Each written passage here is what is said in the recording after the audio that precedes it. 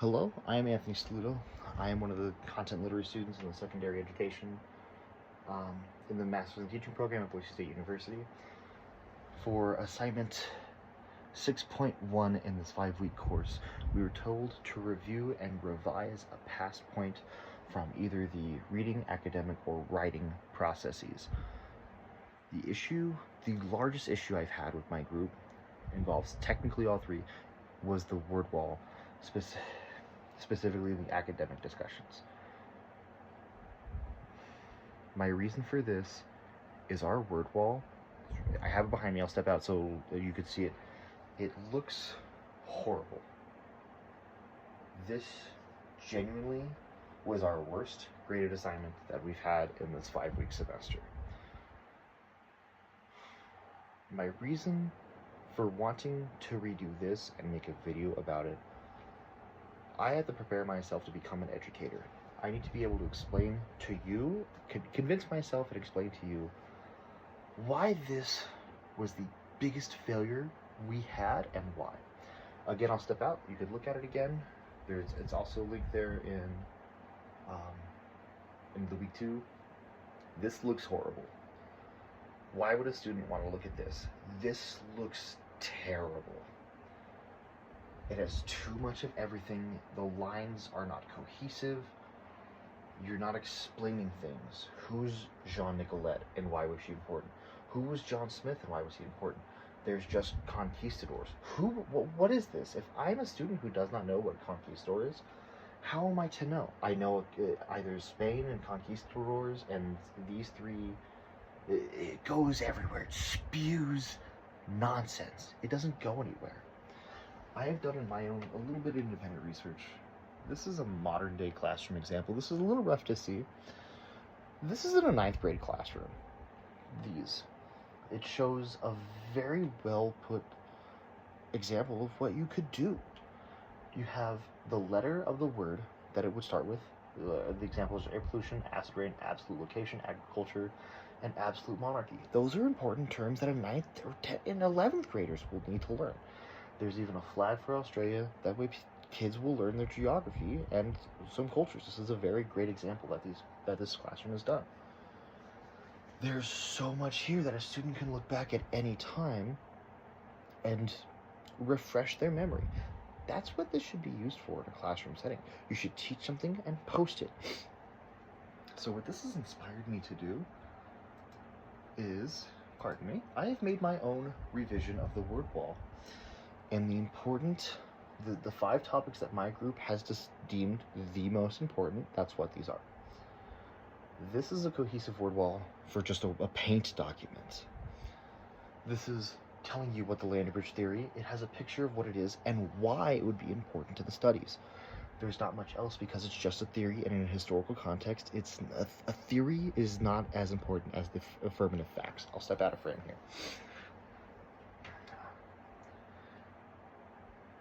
And I will also link this and download this into my assignments. I'll probably embed this video into a PowerPoint slide. That way you can look over this as well. But your focus is the pre-Columbian exchange from dates to the approximate. This is using Britannica, which is a very reliable source for students for that grade would use. That is why I've included the states. All of my sources come from Britannica.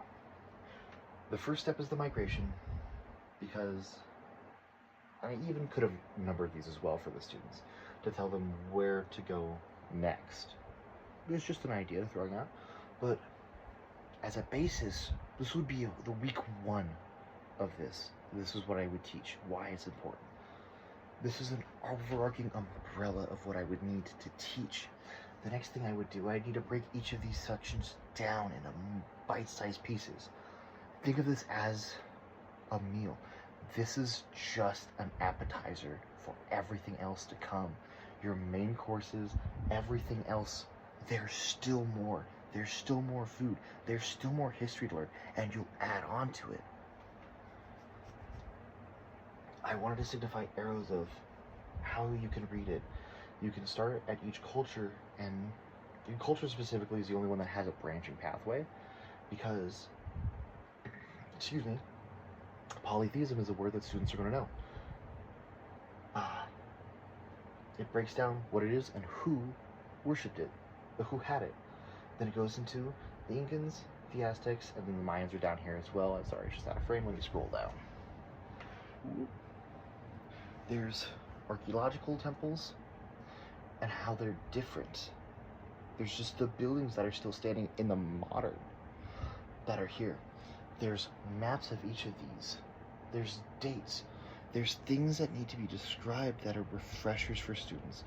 The reason why I've picked this specific as in addition to add to my assignment is this is just as important. This was our lowest assignment, and this was the revisions that we needed. Our word wall is too all over the place. I'll pull it back up again. It looks horrible. This respectfully looks like it was done in just a couple minutes. This is the main topics of each thing without context. When you add context as presented in the example, you have worth. You add substance to this. And then now, going back to the one that I have recreated, you're adding so much that students can be inspired by, not confused. There's even room to grow in each of these sections. A word wall should be added on over the year, not just blankly given to a student without explanation. It will add more confusion. This is a basis. Again, this is just an appetizer to the rest of your meal. This should be a basis and lead to things like the Revolution. This should lead into the Renaissance. This is one tiny section that can be expanded on further. This could be a timeline across a classroom wall. This shouldn't be just one little thing posted. This could be expansive. And that is one thing I feel in my class, in all three sections, sorry this monitor is out of frame, of the reading, academic, and the writing process isn't there. Just a thought that I had rereading the writing process. You could have students in an assignment, just for a section, write down an independent thing that they found for the classroom and throw it up on the word wall. One word they think is important and what it is. Find the word, find a paragraph, find a picture, slap it on the wall. It's actually a great idea now that I've said that out loud. But this is my redo of the word wall. I'll embed this video into a PowerPoint slide, put the pictures that I have in, and a paragraph on why I decided to do so. Thank you. I've been Anthony. I hope you have a wonderful rest of your day.